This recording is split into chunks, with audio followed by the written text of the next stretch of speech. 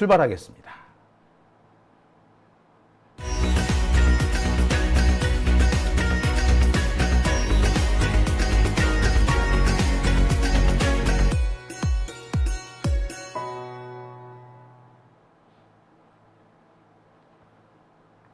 자, 오밤중에 뉴스 함께 하고 계신 지금 시각 11시 10분 지나고 있습니다. 자, 오늘 좀 출발이 빨리 되고 있죠? 네. 오늘 할 얘기가 많아서 빨리빨리 진행하려고 합니다. 자, 첫 번째 주제 들어갑니다. 자, 오늘 준비한 첫 번째 주제는요, 바로 여야 대표회담입니다. 이재명 대표와 한동훈 사이의 여야 대표회담이 오늘 열렸습니다. 제가 계속 말씀드렸습니다만 이 대표회담에서는 사실 딱히 뭐 어떤 성과가 나오기는 쉽지 않았습니다. 일단 한동훈이 권한이 없어요. 아니, 권한 없는 건 둘째치고 이게 말을 들어주지도 않지 않습니까? 이 경상도식 표현으로 치자면 말을 묵어줘야 말이지. 말을 묵어주지 않잖아요. 그 묵어주지도 않는데 당 대표가 무슨 당 대표입니까? 허울 뿐인 거 아니겠습니까? 그러니 솔직히 말하자면 뭔가 성과를 낸다는 것 자체가 불가능했던 거죠. 오히려 어떤 의제가 거론되느냐에 따라서 용산이 발끈 화를 내고 그것이 윤석열, 한동훈 사이의 갈등을 고조시키는 요인이 될 것이다 라고 말씀을 드렸죠. 네, 아니나 다를까 그대로 맞아 떨어졌습니다.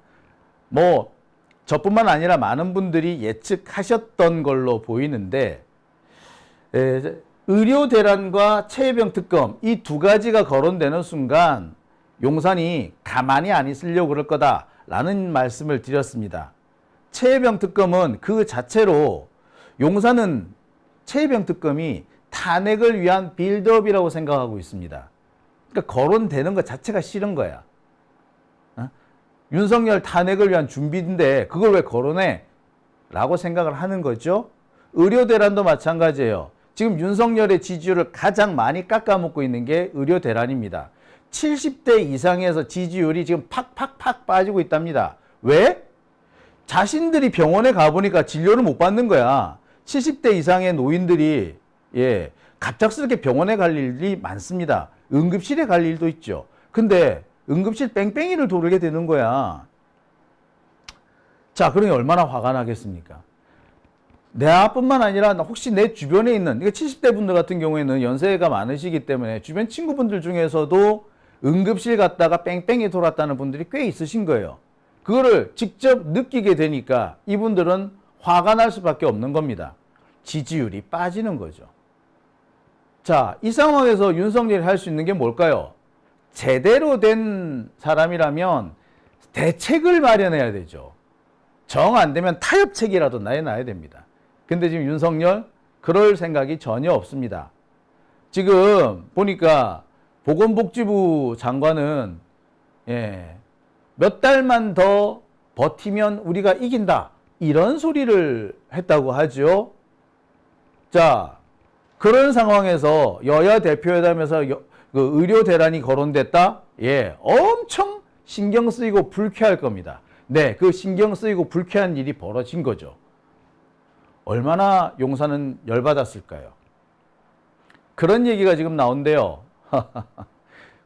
하지 말라는 거 해가지고 말이야. 응? 나댈 때 알아봤다. 이런 말까지 나온다고 합니다. 하나하나 짚어보겠습니다.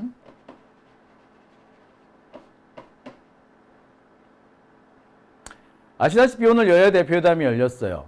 제가 말씀드렸듯이 성과는 기대하기 어렵습니다.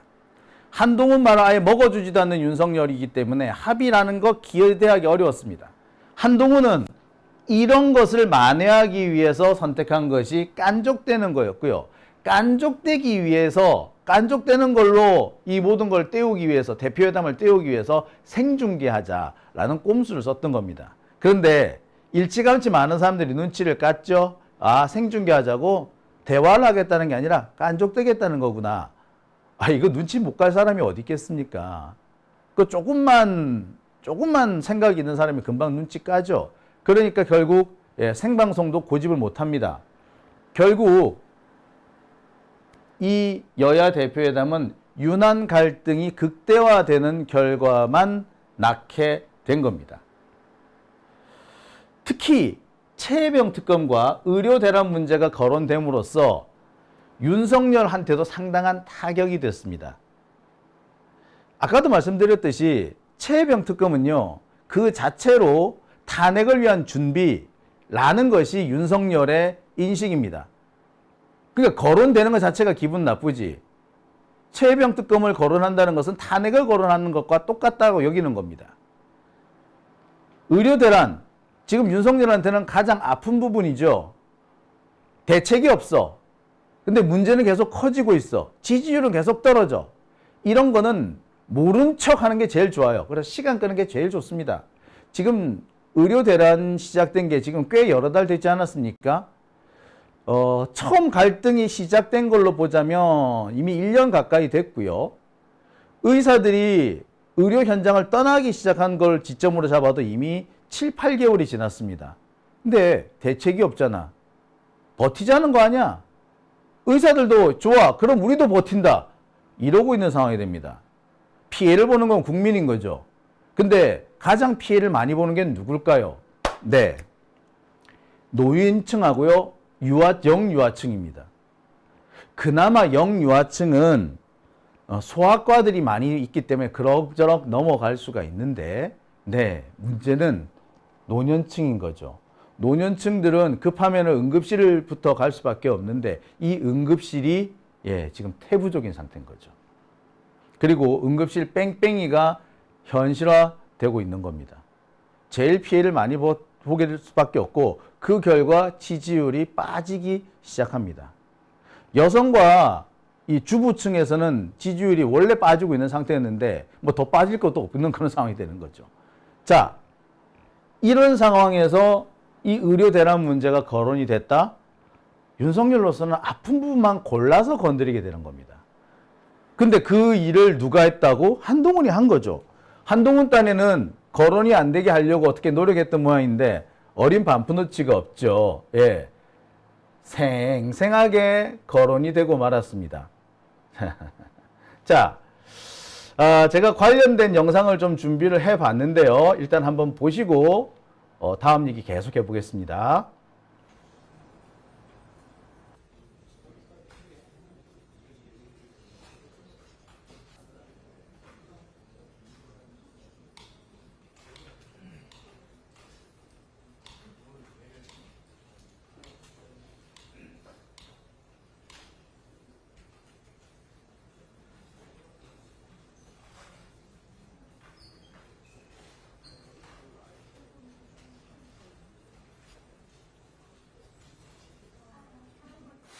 이재명 대표님께서 당대표가 되신 후에 민주당의 회의실에 걸린 백보드의 슬로건을 제가 봤습니다.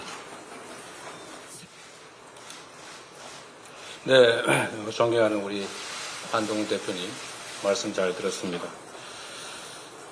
우리 오늘 두 사람의 만남이 좋은 성과로 연결되기를 저도 기대합니다. 추석이 다가오는데 우리 국민들의 삶이 너무 어렵습니다. 거기다가 최근에는 의료 대란 같은 문제 때문에 사회적 불안도 너무 커지고 있어서 참으로 안타깝습니다.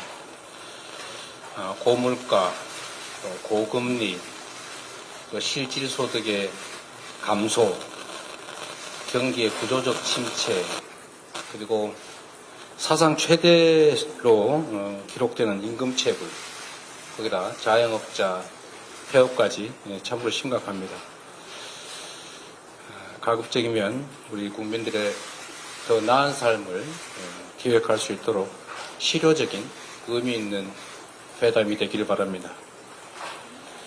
제가 생중계를 그렇게 선호하지 않은 것도 이게 여야가 만나면 서로 존중하고 동질점을 찾는 게 아니라 차이를 먼저 드러내고 공격하고 억압하고 이러다 보니까 사실 만나면 더 갈등이 격화되는 경우가 많았기 때문에 거의 만남이 없었던 것 같습니다. 그렇기 때문에 더 존중하고 인정하고 그리고 양보하는 그런 태도, 특히 상대에 대한 인격적 존중이 정말로 필요하다, 그런 생각을 합니다. 존중하지 않으면서 존중하는 척하고 상대에게서 뭔가 뺏어야 되겠다, 이런 생각을 가지고 얘기를 하게 되면 아무것도 이루어질 수가 없죠. 그래서 좀 허심탄회한 얘기를 할 수 있는 그런 공간이 필요하고, 그러려면 남들이 보는 공간에서의 대화도 필요하지만 실제로 내 속을 얘기할 수 있는 그런 기회가 좀 필요해서 굳이 생중계에 재고를 요청했는데, 또 다행히 우리 존경하는 한동훈 대표께서 수용해 주셔서 감사드립니다. 실질적인 좀 논의가 이루어질 수 있기를 기대합니다. 그리고 이제 회담에는 공식 의제라고 하는 게 있게 마련인데, 여러 가지 합의를 했습니다만 의료 대란을 공식 의제에서 빼자고 아마 얘기가 된 것 같습니다. 참 안타깝다는 생각을 합니다. 우리 한동훈 대표께서도 정부와의 갈등을 감수하면서까지 일정한 대안을 내시기도 하는 것처럼, 이 의료 대란 문제는 국민의 생명에 관한 문제입니다. 이거는 손바닥으로 가리고 또 안 보려고 한다고 해서 없어지는 게 아닙니다. 실제 국민들의 삶을 심각하게 위협하고 있는 사례입니다. 한동훈 대표께서 말씀하신 것처럼 저는 의료계획의 기본적 방향, 그러니까 의사 정원을 좀 늘려야 된다, 필수 공공의료, 지역의료 강화해야 된다 라는 점에 기본적으로 동의합니다. 그러나 이 정책을 추진하는 과정에서도 이해관계가 부딪히는 집단들끼리 충분한 대화, 그리고 그 대화를 통한 양해, 타협이 반드시 필요합니다. 일방적으로 힘으로 밀어붙여서 상대방의 굴복을 강요하게 되면 성공하더라도 후유증 피해가 너무 큽니다. 사회적 비용이 너무 크다라는 말씀을 드리고, 정책 수행이 지금처럼 거칠고 급하고 과해서는 결국 예상된 이런 부작용이 나타날 수밖에 없다는 것입니다. 그 부작용이 정말 세계 최고를 자랑하는 의료체계의 붕괴 위기를 불러왔고, 응급실 뺑뺑이로 안 죽어도 될 사람이 죽는 사고가 이미 작년 한 해 총 발생량을 이미 초과하고 있습니다. 얼마나 불안하겠습니까? 사실 저도 불안합니다. 갑자기 밤에 저나 가족들이 아프면 어디로 가지? 라는 생각을 하게 됩니다. 다치지 말자, 병들지 말자, 살아남자, 이런 얘기들을 우리 국민들이 농담처럼 자조적으로 하고 있는 이 현실을 반드시 정확하게 파악하고 가능한 실효적 대안을 마련해내야 합니다. 한동훈 대표님과 이 문제에 대해서도 충분한 대화가 이루어지기를 기대하고, 또 실효적 대책은 대화로 만들어낼지라도 일단 정확한 현상 파악, 문제의 인식, 토론, 대화, 공감대 형성을 위한 의료대란 대책이, 이걸 국회 내에서 여야 모두가 함께 좀 만들어서 해법을 좀 강구해보자는 말씀을 제가 드리고 싶습니다. 전 국민의 관심사이고 아주 오래 끌어온 가장 큰 현안이죠. 해병대원 특검법. 우리 한동훈 대표께서도 전 국민을 상대로 공언하셨습니다. 저는 그게 진심이라고 생각합니다. 그 진심이 지금도 바뀌지 않았을 것으로 확신합니다. 제3자 추천 특검으로 하자라고 말씀하셨습니다. 저희가 적극적으로 검토하겠다고 말씀드렸습니다. 또 조건을 하나 더 붙이셨는데, 증거 조작, 이것도 특검하자. 하시죠. 괜찮습니다. 저희가 수용하겠습니다. 이제 결단하셔야 됩니다. 입장이 난처한 거 이해합니다.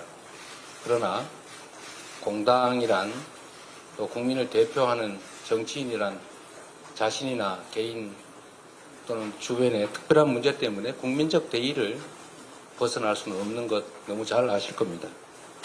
말씀하신 것이기도 하고 또 해야 될 일이기도 하고 그러니 이제 결단해 주시길 부탁드리고 또 뭐 소소한 조건들을 추가한다면 그 역시도 저희가 적극적으로 검토하겠다는 말씀을 드립니다. 전 국민에게 소비 쿠폰을 지급하는 전국민 민생회복지원금도 저는 적정한 선에서 우리가 대화로 타협했으면 좋겠습니다. 현금 지원이라고 말씀하시는데 좀 잘못 알고 계신 것 같고 이건 현금을 지원하는 게 아니라 특정 기간 내에 몇 개월 안에 쓰지 않으면 소멸하는 소멸성 지역 화폐, 즉 소비 쿠폰입니다. 해당 지역에서 소상공인 자영업자 골목상권에서만 쓸 수 있는 소비 진작책이다. 소득 지원 효과와 소비 진작, 그리고 자영업자 살리기, 골목상권 살리기, 지방 살리기, 그리고 경제 활성화를 통해서 세수 증대에도 도움이 되는 가장 효율적 정책이라는 말씀을 드리고 아마 이해하실 것으로 생각됩니다. 자꾸 균등 지원 말씀을 하셔서 저는 이게 복지 정책이 아니고 경제 정책, 재정 정책이기 때문에 세금을 더 많이 내는 사람을 역차별할 필요가 없다. 오히려 더 지원하지 못할 망정 가치는 지원해 줘야 되는 거 아니냐, 반사적 이익을 같이 누리게 해야 되는 거 아니냐라고 생각하는데 굳이 차등 지원, 선별 지원 하겠다면 그것도 저희가 받아들일 용의가 있으니까 적정한 선에서 협의해서 좀 지원하도록 했으면 좋겠다는 말씀드립니다. 이건 역시도 간과할 수 없는 부분인데 최근에 이 독도 문제나 교과서 문제 또 일제 침략에 관한 문제들이 논란이 되고 있습니다. 국가의 구성에는 3대 요소, 영토, 주권, 국민이 있습니다.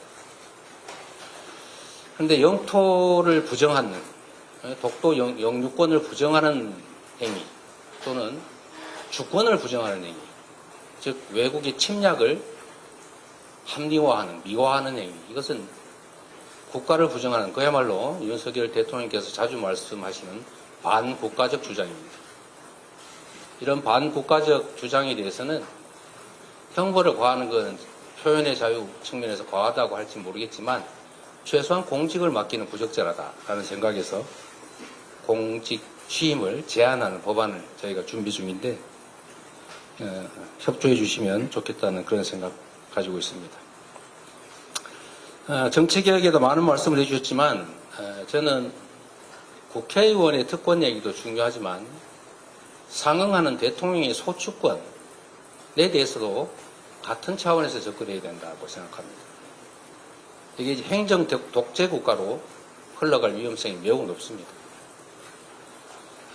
법 앞에 평등을 말씀하시던데 제가 보기에는 법 앞에 형식적으로 평등할지는 몰라도 검찰 앞에서는 매우 불평등합니다. 사람 따라 법의 적용이 완전히 달라지고 있습니다.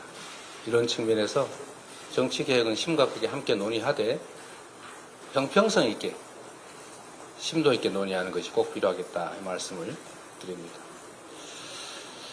특히 최근에 계엄 얘기가 자꾸 얘기되고 있고 종전에 만들어졌던 계엄안에 보면 계엄 해제를 국회가 요구하는 것을 막기 위해서 국회의원들을 계엄 선포와 동시에 체포 구금하겠다라는 그런 계획을 꾸몄다는 얘기도 있습니다.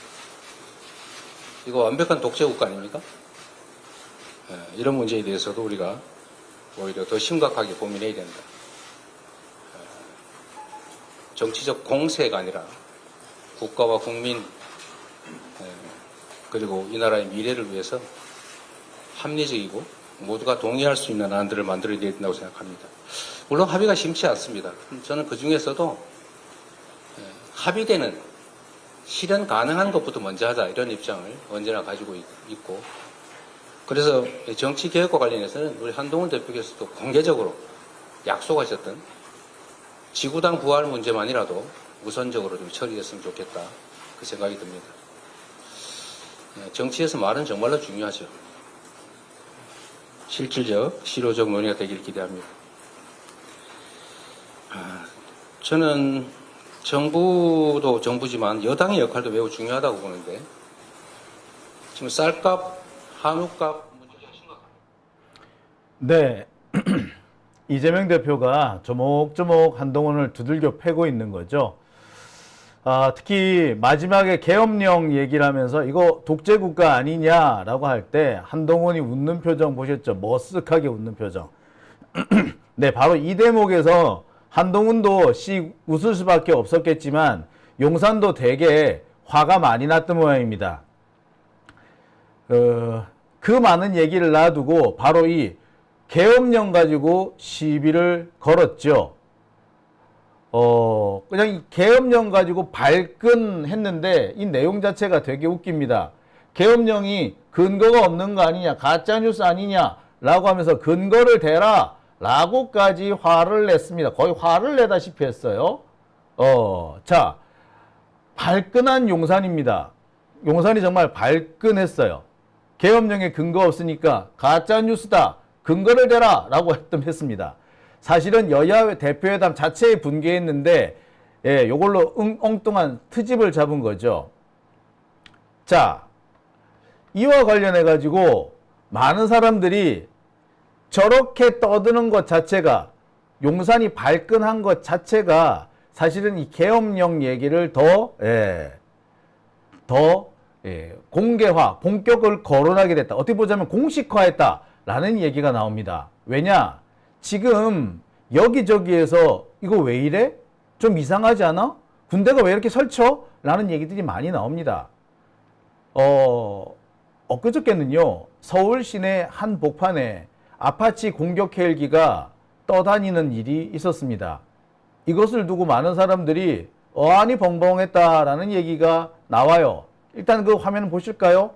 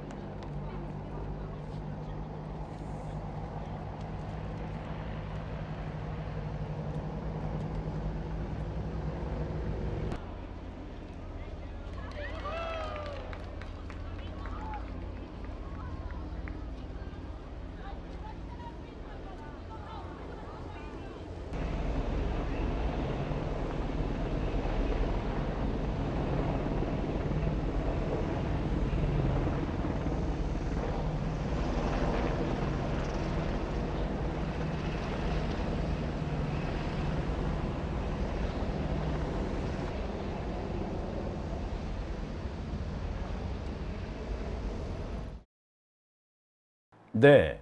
이 장면을 보고 많은 사람들이 계엄령을 안 떠올리는 사람이 없었다고 해요. 계엄령 하려고 일어나? 물론 국군의 날 예행 연습이라고 합니다만, 국군의 날 예행 연습을 핑계 삼아서 사실상 계엄령 준비를 하는 게 아니냐라는 얘기는 나올 수밖에 없는 상황이었습니다. 자, 결국에 뭘 말하는 거겠습니까? 네. 자승자박이 되는 거죠. 용산이 지금 뭔가 불편한 게 있어. 여야 대표회담에 불편해. 짜증나. 뭐라도 생트집을 잡고 싶은데 하필 자기들이 제일 기분 나빴던 게 계엄령이었던 거예요. 그래 콕 물고 늘어졌는데 이것이 오히려 계엄령 의혹을 더 크게 만드는 상황이 돼 버린 겁니다. 자, 아무튼 그렇게 해서 결국에 여야 대표회담은 마무리가 지어졌습니다. 발표된 내용이 있죠. 여야 대표회담의 결과 공동 발표문이라는 게 나왔습니다. 특별한 내용은 없어요. 양당의 민생 공동 협의 기구를 만든다라는 것도 있고요. 금투세 얘기도 있고 뭐 반도체 얘기, 저출산 얘기, 뭐 딥페이크, 뭐 정당 정치 얘기 막 쭉 있는데 가장 중요한 대목은 바로 이 대목이죠. 추석 연휴 응급의료구청에 만전을 기할 것을 정부 당국에 당부하며 국회 차원의 대책을 마련한다. 이 내용입니다. 사실상 윤석열을 깐 거죠.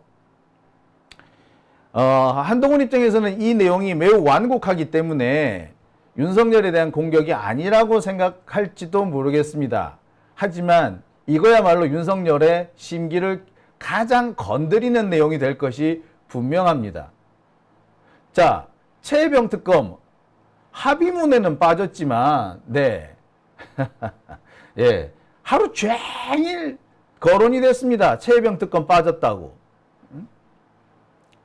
특히 바로 이 대목을 한번 보시죠. 최혜병 특검 합의 불발. 예, 이 기사가 쭉 나왔습니다. 그러면서 무슨 얘기까지 나왔느냐.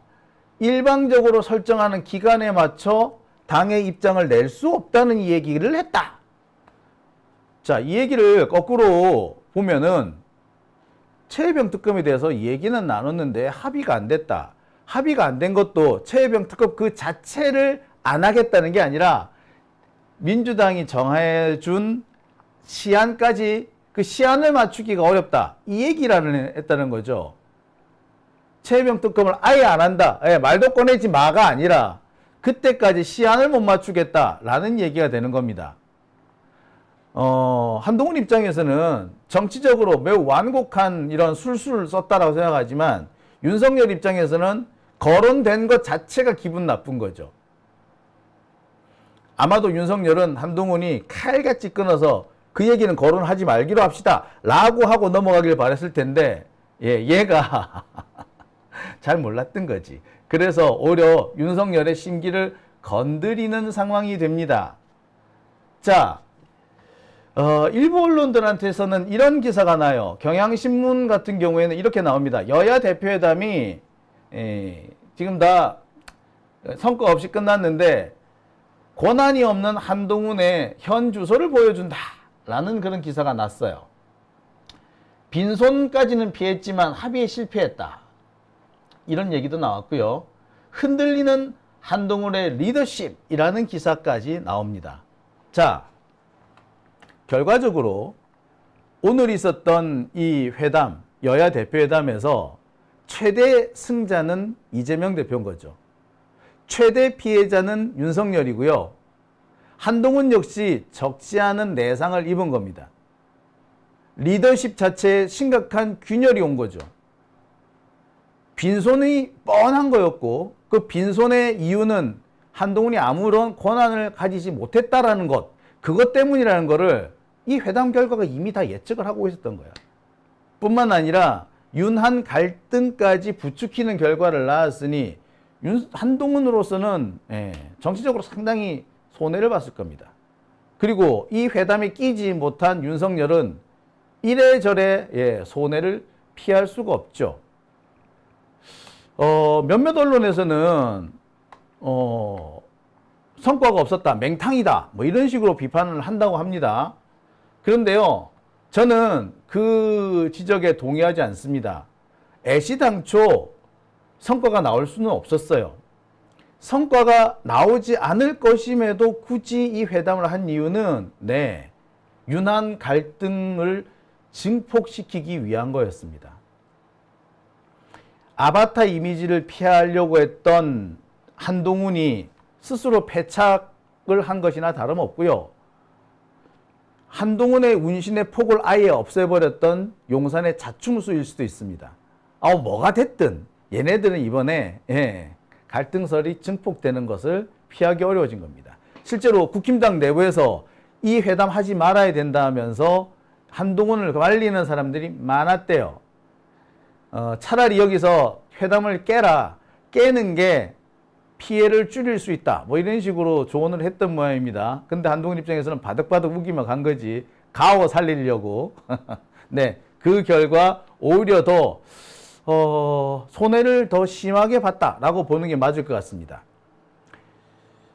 조국 혁신당에서 맹탕회담이었다 뭐 이런 그 논평을 냈다고 해요. 근데요, 그거는 외형의 문제죠.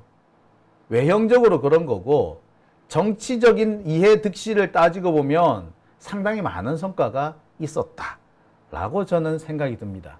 여러분 어떻게 보세요? 뭔가 합의를 이뤄야만 성과인가요?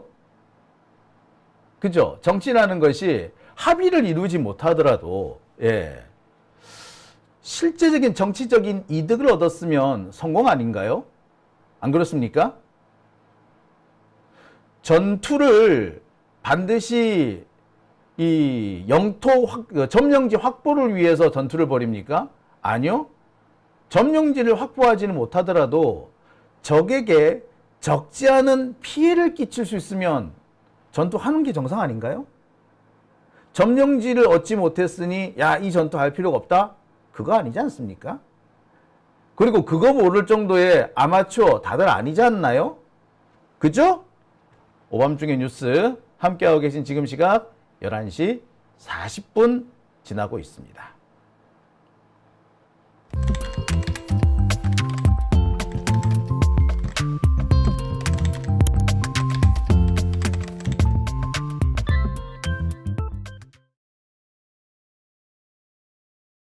네, 오밤중의 뉴스 함께하고 계십니다. 자, 다혜님 오셨고요. 업해피님 오셨습니다. 업해피님 맞아요 하셨고요. 와이파랑새님도 맞쥬 라고 하셨습니다. 수도사님께서도 이관계도 전법이다 라고 하셨습니다. 현일님께서는 기자회견을 이용해, 그러니까 모두 발언이죠. 기자회견이라기보다 모두 발언을 이용해서 전달할 수 있는 메시지 다 전달했죠. 그리고 제가 이 방송 보여드리면서 중간중간에 이재명 대표가 발언하는 중인데 한동훈 표정을 제가 이렇게 클로즈업해서 보여드리잖아요. 예, 바로 그 표정이 압권 아니었습니까? 어디 보면은 그 표정이 바로 정치적 성과일 수도 있는 거예요. 한동훈 입장에서는 에이씨 한 방 먹었네 이런 표정 아니던가요? 그걸로 우리가 얻은 거 아닙니까? 그렇죠? 예. 근데 구체적으로 합의가 없었다고 정치적으로 맹탕이다 이렇게 하면은 그렇죠. 저는 좀 그렇게 생각하네요. 미네소타님 오늘 속이 시원했습니다 라고 하시네요. 그렇습니다. 자, 다만 저는 좀 오늘 아쉬웠던 게 이재명 대표 이렇게 앞으로 이 발성 연습을 좀 하셨으면 좋겠다라는 생각이 들어요. 딕션이 좋다 나쁘다 얘기를 하는데 딕션이 별로 안 좋았어요. 그래서 좋은 말씀을 하셨음에도 충분히 전달력이 좋지 못했다라고 생각이 드는데 우리 한준호 의원님 같은 경우 아나운서 출신이잖아요. 박성준 의원님도 마찬가지고요. 주변에 아나운서들 꽤 있으니까 따로 좀 발음 연습 하셔가지고 딕션을 조금 더 강화시키면 어떨까라는 생각을 했습니다. 딕션만 좀 좋았더라면 상당히 많은 메시지를 줄 수 있었는데 좀 그게 좀 아쉬웠어요. 네, 다혜님 단전에서 나오는 호흡으로 그렇죠. 예. 그게 사실 그렇게 어렵지는 않습니다. 보세요. 한동훈 보면 그렇죠. 말이 마치 책을 읽듯이 오늘 속이 시원했습니다. 이렇게 하죠. 이재명 대표님 최고. 이런 식으로 바로 말을 하잖아요. 이게 누가 보더라도 어색한 그런 겁니다. 그에 비하자면 이재명 대표가 상당히 자연스럽게 말씀을 하셨는데, 딕션이 조금 그랬어. 예. 김종숙님, 저도 그 생각했어요. 하셨고요. 강유미님께서는 노무현 딕션 배우기. 이 딕션 하면은 노무현 대통령 따라갈 사람이 없죠. 따로 발성 연습이나 아나운서 교육을 받지도 않으셨던 분인데, 예, 진짜 가슴 속 깊은 곳에서 확 끌어오르는 그런 전달력이 있지 않습니까? 제가 매번 방송에서 틀어드립니다만 국유화와 폐간 그 어떤 대통령도 할 수 없는 일인데 제가 감히 어떻게 한단 말입니까? 이치에 닿지 않는 말로 사람을 이렇게 모략해서는 안 됩니다. 예, 그리고 또 여러분 그 유명한 말씀 있지 않습니까? 그렇다고 내가 내 아내를 버려야 하느냐라는 이 말씀. 사람들의 머릿속에 영원히 잊혀지지 않는 그런 말이지 않습니까? 참 그런, 갑자기 오늘 또 노무현 대통령이 그리워지네요. 네. 오밤중의 뉴스 함께하고 계십니다. 자, PPL 하나 하고 넘어갈까요?